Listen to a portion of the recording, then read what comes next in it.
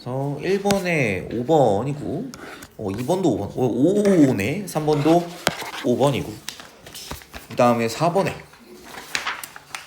2번 5번에 1번 6번에 2번 7번에 1번 8번에 5번이었었고요 그 다음에 9번에 2번 10번에 4번 11번에 2번 12에 3번 13에 3번 14에 1번 15에 5번 16번은 1번 이렇게 되었었는데 그냥 좀 전형적인 문형들 위주로 쭉 왔었어요. 그래서 질문 혹시 있으면 같이 풀어보고 싶은 거 있으면 혹시 한번 질문해줄까요? 질문해줄래요? 질문 애매하다 뭐 틀리지 않았어도 이거 뭐 판단 근거가 애매하다 이런 거 있으면 얘기해주세요. 12번. 네, 12번. 요거는 같이 한번 보면 좋을 것 같았고. 보기가 5개나 돼가지고 좀 킹받았던 것 같고. 그 다음 또 11번. 요것도 한번 볼게요. 태풍 문제 많이 나오죠. 그쵸? 그 다음에 또 앞에는 괜찮나? 아직 뭐뭐뭐 틀렸는지 체크는 내가 안 해가지고 아직은 이따가 봐야 되긴 하지만 대답을 좀 해주시면 좋을 것 같습니다. 뭐 할까요? 이게 간단하다고? 이래 간단해. 일단은 그러면 질문 들어온 걸 먼저 볼게요. 그래서 11번 이거 한번 보자. 자, 태풍의 단면도가 있어요. 그쵸? 그래서 A, 여기 A는 특징 봐봐. A 특 보면 A 위에는 구름이 일단 안 보이고 공기가 어떻게 된다고 나와있어? 아래로 내려오는 하강기류가 약한 하강기류가 발생하는 A 요 부분 이런 뭐라고 불러? 눈이라고 부릅니다. 태풍의 눈이죠. 태풍의 눈 특징 기압이 가장 낮고요. 그 다음에 풍속이 확 낮습니다.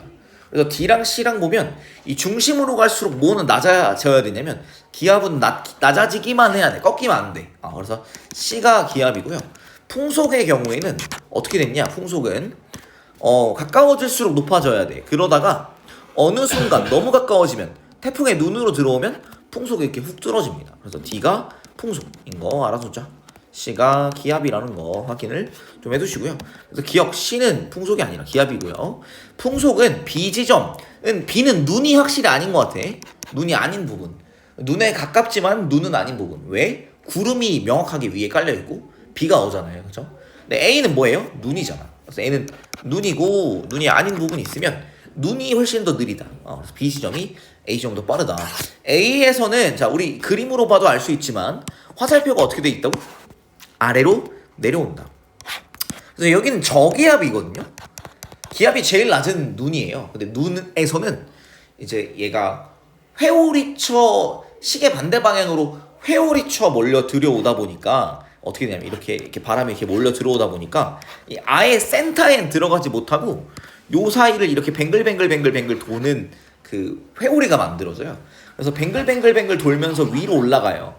태풍의 눈 주변부에서 위로 올라가고 오히려 태풍의 눈에서는 어떻게 되냐? 요 부분에서 공기가 위에서 아래로 이렇게 내려오는 약한 하강 기류가 만들어진다는 거. 그래서 태풍의 눈에서는 상승 기류가 없고 어떻게? 이렇게 약한 하강 기류가 만들어진다. 상승 기류가 있으면 구름이 만들어질 거고 그 다음에 하강 기류가 있으면 구름이 소멸할 것이다. 그래서 눈에선 구름이 없다라는 거. A 지점에선 강한 상승 기류가 아니고요. 눈이니까 약한 하강 기류 기억해 주세요. 이건 답 2번. 이거랑 관련된 거가 사실 여기 8번 여기 있었었는데 요거 먼저 내가 설명 한번 하고 오려고. 자, 기압은 우리 기압 이제 뭐 단위 정의상 기압은 압력이거든요. 압력은 면적분의 힘이에요. 이 힘의 이제 무게 같은 게 힘이잖아. 뉴턴이잖아, 그렇지? 그다음에 단위 면적분의 힘이 돼요. 그래서 지표면에서 위로 올라갈수록 기압은 어떻게 되냐? 기압은 감소합니다. 왜 그러냐면 이제 기압이 공기가 어떻게 보면 이렇게 쌓여 있는 형태가 되잖아요, 그렇죠? 그래서 이 위로 올라갈수록 위에 있는 공기들은 이 공기가 이렇게 생각하면 돼요. 공기가 그 받치고 있는 공기가 줄어들게 돼요. 근데 아래에 있는 공기는 어떻게 되냐? 얘는 많은 공기, 그러니까 이게 피라미드 생각해 보면 사람들끼리 인간 피라미드 쌓을 때 어디가 편해? 제일 위에가 편하지. 제일 위에는 내가 안 눌려. 근데 아래로 갈수록 위에 있는 놈 무게를 내가 버티고 그 개 무게를 내 아래 이게 아래로 갈수록 버텨가는 무게가 커져요. 그래서 면적분의 무게가 아래로 갈수록 커집니다. 그래서 위쪽이 압력이 작고요. 압력 작고 아래쪽이 압력이 큽니다. 그래서 압력이 큰 아래쪽에서 위로 올라갈수록 기압은 감소한다. 이거 확인 한번 해주시고 지표면에 있던 공기 덩어리가 상승하면 압력이 큰 곳에 있었다가 압력이 주변에 약하잖아. 그러니까 내가 어느 정도 공부를 했어. 우리 학교에서 공부를 한 중위권이었는데 갑자기 뭐 되게 공부를 안 하는 학교로 전학을 갔더니 애들이 공부를 너무 안 해. 그럼 상대적으로 어떻게 될까? 내가 상위권이 되겠지. 나는 높은 기압을 유지한 채로 위로 올라갔더니 주변 애들 기압이 작아. 그럼 어떻게 될까? 얘가 바깥으로 공기가 이렇게 밀어내게 되거든.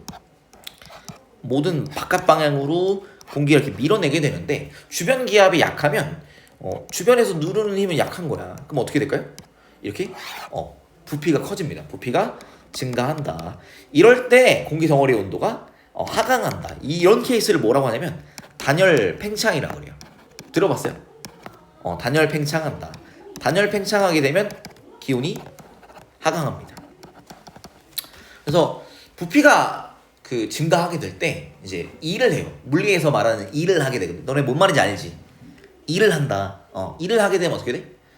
얘는 온도가 낮아져요. 이게 나중에 이제 연력학 여러분 2학기 때 물리 역학과 에너지에는 연력학 1법칙을 제대로 다룰 거거든. 그럴 때 이때 단열이라는 게 열을 공급 안 받았다는 거고 이 상태에서 일을 하잖아? 그럼 내부 에너지는 반드시 감소해야 돼. 그래서 온도가 낮아져. 대충 뭔 말인지 얼추는 알아듣지.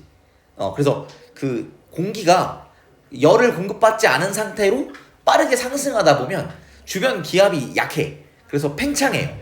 그러면 우리 단열 팽창하게 되고 단열 팽창, 열을 공급받지 않고 일을 하게 되면 어떻게 된다? 내부 에너지가 감소하게 되는. 그래서 기온이 낮아지는 거 알아두면 좋다. 그래서 우리가 공기가 상승할 때는 주변 기압이 낮아져서 단열 팽창하게 돼요. 그럼 기온이 어떻게 돼요? 낮아지게 되고요. 그 다음에 공기가 하강하게 되면 원래 있었던 작은 기압, 주변의 기압이 약했는데 내려오게 되면 주변 기압이 강해져요. 그러면서 내가 압축당하게 돼요. 그래서 우리가 단열 압축당하게 된다고 하거든. 단열 압축 이렇게 되면 기온이 상승합니다. 구름 같은 게 사라져요. 단열 압축당하는 경우에는 하강 고기압이죠. 그 다음에 단열 팽창하는 경우에는 상승 기류. 주로 저기압이죠. 상승 기류에서 단열 팽창하게 됩니다. 그러면서 기온 하강되면서 뭐가 만들어진다? 구름이 만들어지는 거예요. 수증기가 얼어붙는 거라고 생각하시면 되는데 구름이. 그래서 상승할 때 단열 팽창하면서 기온이 낮아진다. 기억을 해주세요. 요거는 내가 얘기하고 싶었던 거. 그 다음 12번 요거 선지가 좀 많았잖아요. 그래서 하나하나 뭐가 맞고 뭐가 틀렸는지 볼게요. 자, 이 태풍은 일단 얘 지금 화살표가 어디쯤 있어? 여기서 일단 출발했지, 그치? 이 전에 출발했나봐. 그럼 얘는 30도보다 어때요? 남쪽이지, 그치? 그럼 얘는 무역풍대죠. 맞다. 태풍은 주로 어디서? 5도에서 25도 사이의 열대 해상이거든요. 근데 이제 무역풍대는 주로 0도에서 30도를 무역풍대라고 할 거거든. 그래서 그 안에 들어가요.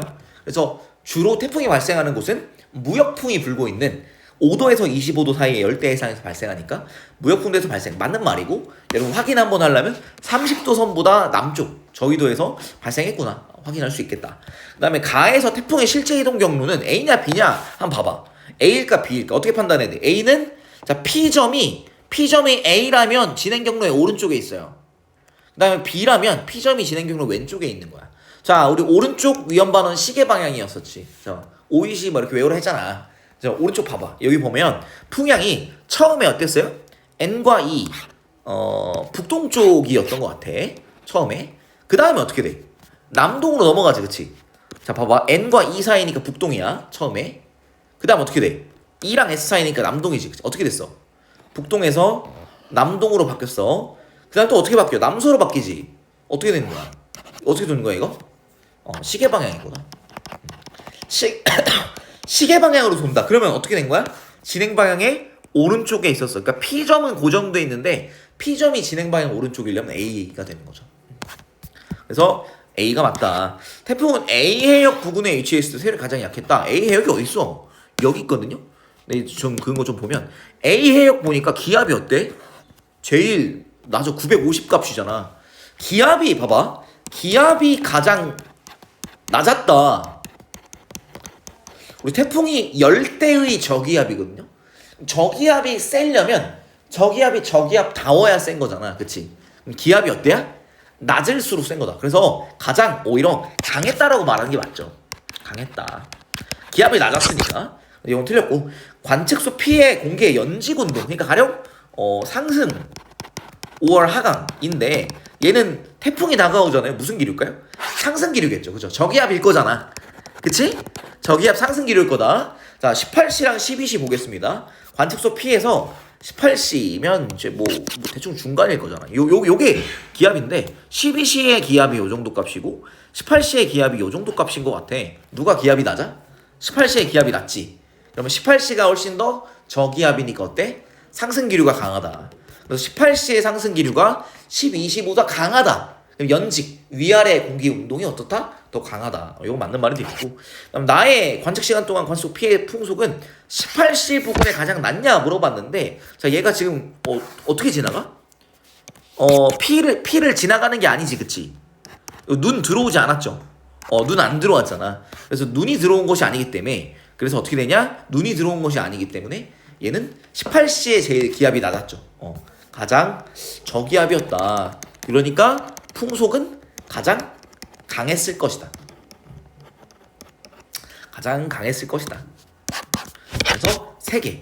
이게 만약에 눈이 들어왔다는 명확한 근거가 있으면 이때 풍속이 약했을 거다라고 말해도 되는데, 눈이 들어왔다는 명확한 근거가 없고 얘가 진행 경로를 봤을 때 눈이 들어오는 경로는 아닌 것 같거든. 그러니까 중심이 가령 만약에 C 경로 이렇게 해서 P를 덮고 지나가 버리면, 그러면 이제 어떻게 되냐, 얘는 이때 태풍에 눈 들어왔네 이렇게 판단할 수 있는데, 얘는 A랑 B 둘 다 P의 중심을 지나가지 않잖아요. 그죠? 중심이 P를 지나가는 게 아니기 때문에 눈이 들어왔다고 말하기가 어렵다. 그래서 얘는 3개 이렇게 보면 될 것 같아요. 요 정도 하면 되나요? 혹시 다른 거 또 질문 없어요? 뇌우 요거 많이 나왔고, 그 다음에 내가 설명하고 싶었던 거 14번에 요거 보면 여기 P 지역은 무슨 기압이에요? 자, 이 봐봐. 등압선 보니까 어때? 고야 저야? P 뭐야? 고기압이지, 그치? 그럼 얘 무슨 기류? 하강 기류. 오케이. A는 편서풍이냐? 자, 얘는 어떻게 돼? 30도보다 낮잖아 지금. 얘는 무슨 데야? 무역풍이죠. 일단 이거 당연히 아니야. 니은 말하려던 건 아니야. 니은 말하려던 거야. A와 B는 모두 찬 기단과 따뜻한 기단이 만나면 뭐가 생길까요? 전선면이 생길 거야. 전선면과 전선이 생길 거예요. 그래서 B는 어때? 맞아. B는 맞아. 중위도적 기압은 맞거든? 그러니까 중위도적 기압은 맞아요. 중위도적 기압은 이게 맞아. 근데 열대적 기압 태풍은 아니에요. 그래서 모두라고 말하니까 틀린 거죠. 그죠? A가 아니거든. A가 아니라서. A는 아니라서. 그래서 기억하면 1번이요. B는 맞아요. B는 찬 기단과 따뜻한 기단이 만나서 발생하는 게 맞습니다. 그럼 뭐가 생겨? 전선면이 생기고 전선이 생기죠. 그래서 B는 맞아. 중위도적 기압은 맞아요. 근데 A, 태풍은 아니야. 태풍은 전선을 동반하지 않는다는 것을 기억을 해주시면 될 것 같습니다. 이 정도까지 하고 오늘 진도를 좀 나가보도록 하겠습니다. 오늘 내 욕심은 그 기상 파트를 마무리하는 거예요. 와, 너무 좋다. 여러분 어디 볼 것이냐? 50페이지를 보겠습니다. 대기와 해양의 상호작용. 여러분 어느 페이지냐? 어느 부분이냐? 엘니뇨 거기 하는 거야. 엘니뇨 할게요. 엘니뇨. 자, 그래서 제일 먼저 나오게 되는 게 우리 에크만 수송. 기억나요? 용승. 그다음에 이거 나오는 거 있잖아. 그래서 표층 해수의 용승과 침강 나오는데, 용승은 뭐 하는 거예요? 용승은 올라오는 거예요. 얘는 심해 해수가 심층 해수가 올라오는 게 용승이고요. 그 다음에 침강은 뭐야? 표층 해수가 가라앉는 게 침강이에요.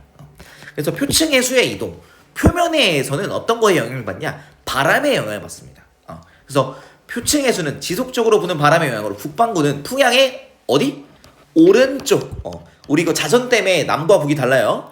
풍향의 오른쪽 직각 90도 방향으로, 남반구는 풍향의 왼쪽 직각 방향으로 이동하게 됩니다. 이런 경우를 우리가 뭐라고 해요? 이름을? 에크만 수송이라고 불렀습니다. 에크만 수송, 바람이 불잖아? 바람 방향의 북반구는 오른쪽 90도로 물이 이동한다. 남반구는 바람 방향의 왼쪽 90도로 물이 이동한다. 요게 뭐다? 에크만 수송 얘기입니다. 이거에 의해서 용승과 침강의 얘기를 하게 돼요. 그래서 바람이 한 방향으로 계속 불면 표층의 수는 수평 방향 이동하는데, 이때 표층의 수가 이동하면 심층의 수가 위로 올라오거나, 이게 뭐예요? 용승. 표층의 수가 아래로 가라는 거 뭐예요? 침강이다. 용승과 침강 구분할 거고요. 자, 용승. 이때 표층의 수의 이동으로 이를 보충. 야, 우리 보충은 언제 보충해요? 우리 뭐가 부족해. 그래서 표층의 수가 부족할 때, 표층의 수 부족. 언제 부족하냐? 언제 부족해? 얘는 표층의 수가 발산할 때. 표층의 수가 한 지점으로부터 이렇게 멀어지는 상황일 때, 이렇게 멀어져요. 발산할 때는 물이 부족해져. 그럼 어떻게 돼? 심층의 수가 올라옵니다. 근데 이 용승하게 되면 심층의 수는 반드시 차가울 거거든. 표층의 수보다는 태양빛을 덜 받으니까 무조건 차가울 거예요. 그래서 용승하게 되면 물이 차가워집니다. 표층의 수가. 그 다음에 침강. 표층의 수가 어떻게 되는 경우? 쌓였어. 언제? 표층의 수가 수렴할 때 그렇습니다. 표층의 수가 한쪽으로 이렇게 막 모여. 그럼 어떻게 돼? 물이 너무 많아. 그럼 무거워. 가라앉아. 침강. 표층의 수가 이쪽에서 자꾸 갈라져서 없어져. 발산해. 그럼 어떻게 돼? 여기 물이 부족하지. 거기를 어떻게 채우냐? 심층의 수가 올라와서 채울 겁니다. 자, 그래서 연안 용승과 연안 침강이 있는데요. 여러분 이 케이스를 다 외울 필요 없고 뭐만 외우면 된다? 에크만 수송 방향을 외우세요. 그래서 북반구에서는 바람 방향의 오른쪽 90도로 물이 이동한다.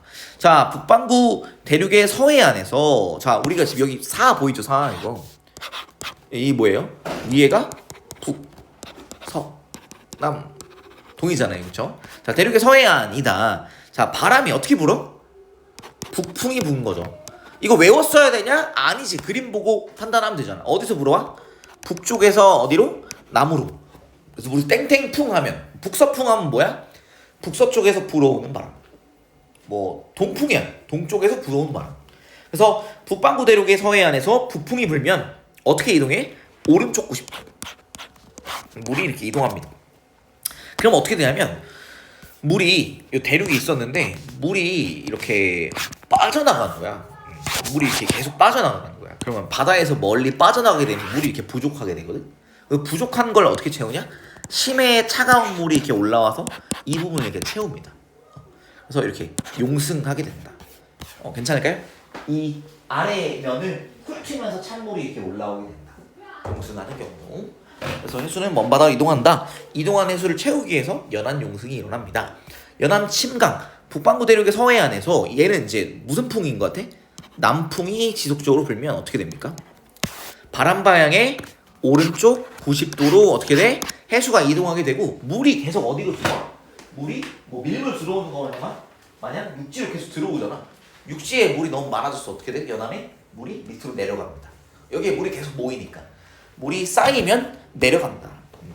그래서 표층의 수가 연안 쪽으로 이동하면 연안에서 표층의 수가 쌓여서 너무 많아. 아래로 내려가면 침강이 일어나고요. 이때는 뭐 표층의 수가 차가워지거나 이런 일은 없어. 근데 용승이 일어났으면 표층의 수가 어떻게 됩니까? 표층의 수가 차가워집니다. 차가워짐. 용승이 일어났을 때 수온이 낮아지는 걸 봐야 돼요. 그 다음에 또 뭐가 있냐면 용승이 일어나면 깊은 바닷물은 뭐가 많냐면 영양염류가 많아. 영양염류가 이제 물고기 아니 플랑크톤 밥이에요. 근데 플랑크톤이 물고기 밥이거든. 그래서 영양염류가 많아지면서 용승하는 곳은 플랑크톤이 많이 살아. 그럼 물고기도 많이 살게 돼요. 그래서 용승이 일어나는 곳에 물고기 많이 잡힌다 정도 알아두면 좋을 것 같고, 어쨌든 이게 연안 용승이었고요. 적도 용승, 이것은 뭐냐? 적도 부근에서 북동무역풍, 북반구죠. 북반구 북동무역풍. 남반구 뭐였어? 남동이었어. 외우기 좋다. 그치? 이거 못 외우면 좀 문제가 있는 거야 사실. 북반구는 북동무역풍, 남반구는 남동무역풍인데 이거 못 외우면 안 된다고. 에바야. 다시 북반구는 북동무역풍, 남반구는 남동무역풍인데 우리 에크만 수송 방향이 북반구랑 남반구가 달랐었어요. 우리가 적도가 이렇게 있는데 적도의 북쪽에서는 이제 북풍이 이렇게 북동무역풍이 이렇게 붑니다. 오케이, 여기 이제 바람이에요. 적도의 남쪽에서는 남동무역풍이 이렇게 붑니다. 남동 쪽에서 바람이 불어오고요. 근데 이때 어떻게 된다 했냐면 에크만 수송 방향이 북반구는 바람 방향의 오른쪽 90도로 물이 움직인다고 했고 남반구는 어떻게 된다 했어요? 바람 방향의 왼쪽 90도로 물이 움직인다고 했잖아요. 그래서 어떻게 되냐면 이 적도에가 있는데 적도에서 물이 자꾸 빠져나가. 적도에서 물이 발산하게 돼요. 이렇게 빠져나가. 그럼 어떻게 돼? 발산하게 되면 어떻게 된다? 부족하잖아. 표층의 수가 부족하기 때문에 적도 부근의 해역에서는 표층의 수가 발산하면 뭐 한다고? 부족한 걸 보충하기 위해 용승이 일어난다. 이것을 우리 적도 용승이라고 합니다. 태평양으로 치면 태평양의 동쪽에서 적도 용승이 강하게 일어난다. 확인을 해주면 좋을 것 같다. 용승의 영향, 제가 아까 말씀드렸었는데요. 해수면의 온도가 낮아져서 서늘한 기후, 차가운 물 때문에 이제 주변 기후도 차가워지는 거야. 그다음에 안개가 자주 발생한다. 안개, 차가운 물에 따뜻한 공기가 닿으면 안개가 발생하고요. 차가운 공기에 따뜻한 물이 닿으면 구름이 발생해. 옆에 써놓으면 좋은데 이것도 알아놔야 돼요. 이것도 알아놔야 되거든. 앞에 부분. 그래서 봐봐.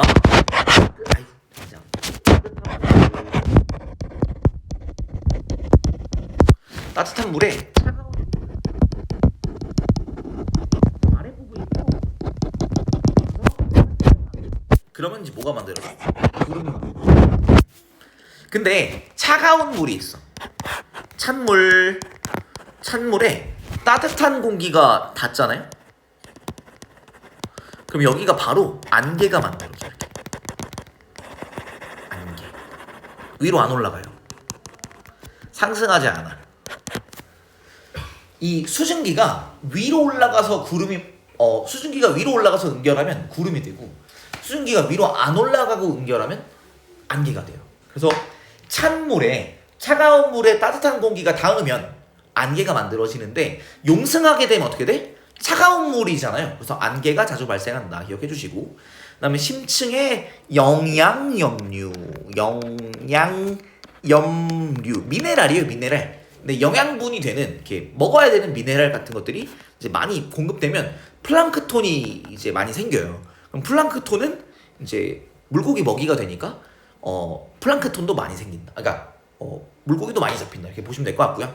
이게 이제 용승 얘기를 해봤습니다. 에크만 수송에 의해서 발생하는 용승 얘기들을 해봤고요. 그 다음에 엔소, 이걸 ENSO 이렇게 얘기하는데요. 그래서 이 엘니뇨예요. 엘니뇨이고요. SO, 서던 오실레이션이라 해서 남방 진동입니다. 근데 얘네들이 뭐냐면 서로 한 묶음이에요. 엘니뇨와 남방 진동 현상이 이제 한 묶음으로 일어나게 돼서 우리는 엘니뇨 라니냐를 먼저 얘기해 볼 거예요. 그래서 이때 엘니뇨와 라니냐, 엘니뇨는 어떻게 되는 거야? 동태평양이 열대 동태평양이 어떻게 되면 동태평양 워낙 어때야 되지? 동태평양에 뭐가 일어나면 용승이 많이 일어나고요. 무역풍에 의해서 따뜻한 물이 다 서쪽 태평양으로 가버려. 그러면 동태평양은 워낙 차가운 거야. 근데 동태평양이 따뜻해지면 그게 엘니뇨고요. 동태평양이 너무 차가워지면 라니냐입니다. 너무 차가워지면 라니냐예요.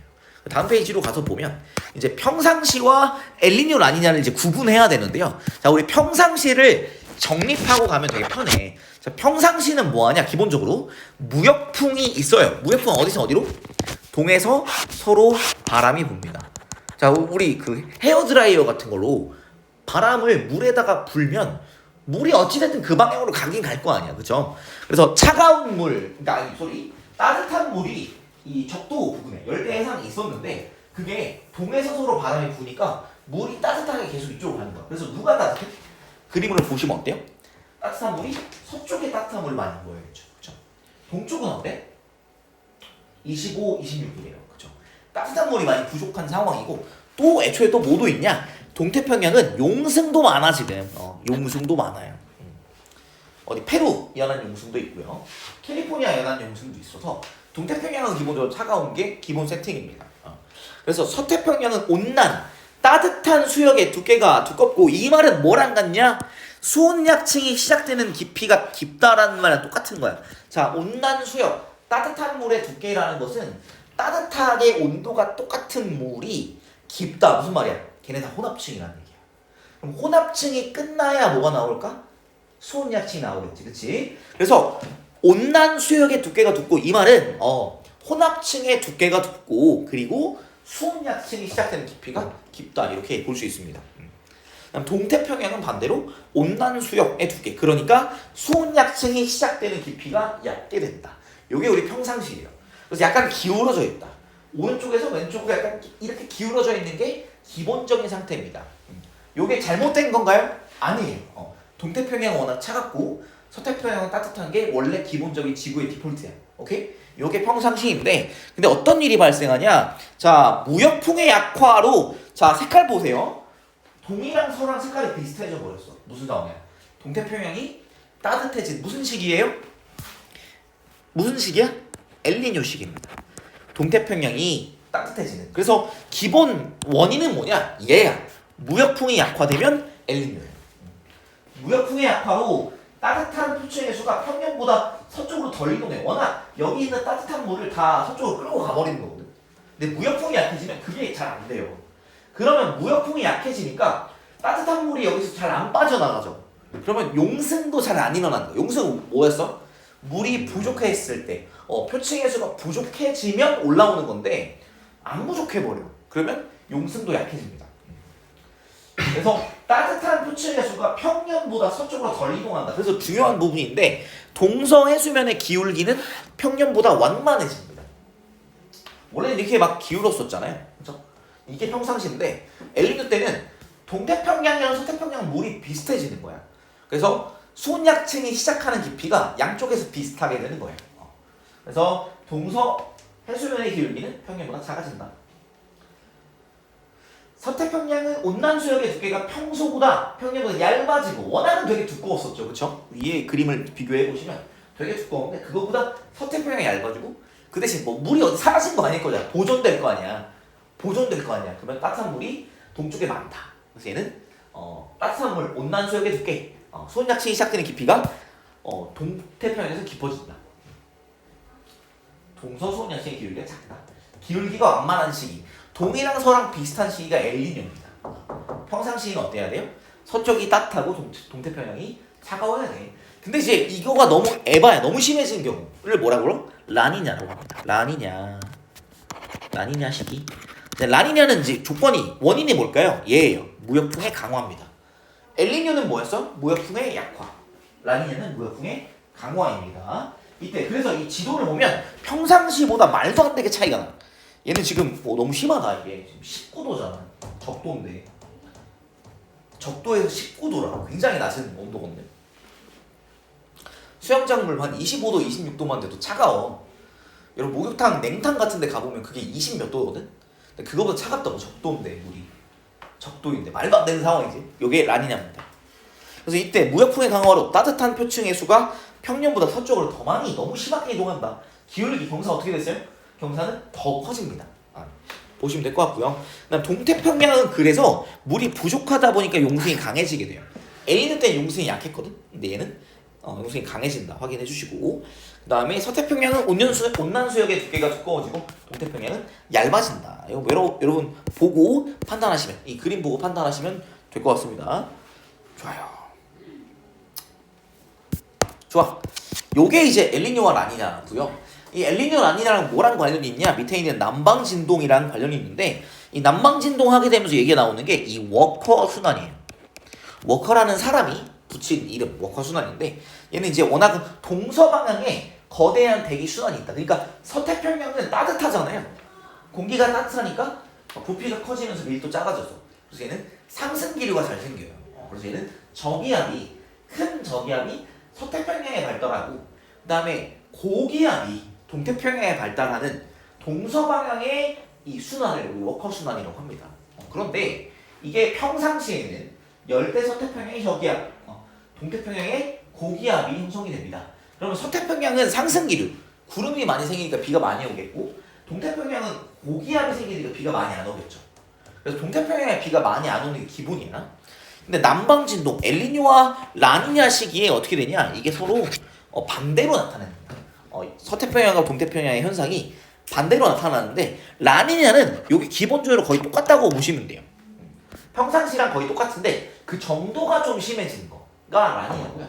엘니뇨는 서태평양에서 뭐가 나타나야 되냐면 서태평양에 고기압이 갑자기 나타나 버려요. 얘는 이제 반대예요, 반대.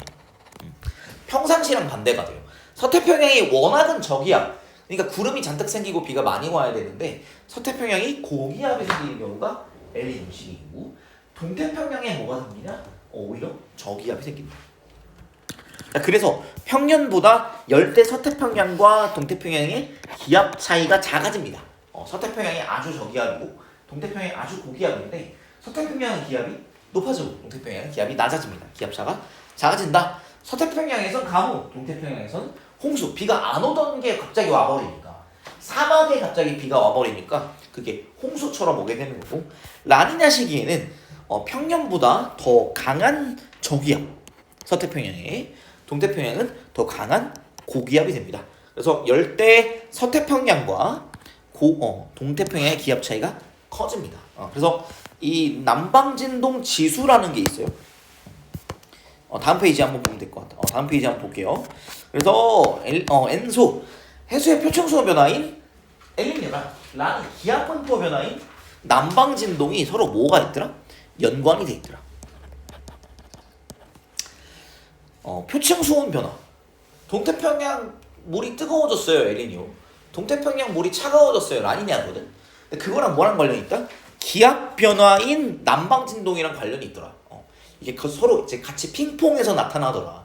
그래서 이 경우를 이제 엔소 또는 남방진동이라고 얘기합니다. 엘니뇨 남방진동이라고 얘기합니다. 그래서 엘니뇨와 라니냐는 뭐 27년 주기로 불규칙한 법 중요하진 않고요. 그 다음에 이 엘니뇨와 라니냐 시기의 표층 수온 편차 요걸 한번 보겠습니다. 자, 편차라고 얘기하면 뭐냐면 편차라는 말은 지구과학에서 많이 쓰거든요. 편차는 관측값에서 평균값을 뺀 겁니다. 평균보다, 그러니까 평균값이 가령 이제 뭐 평년인 경우가 많아.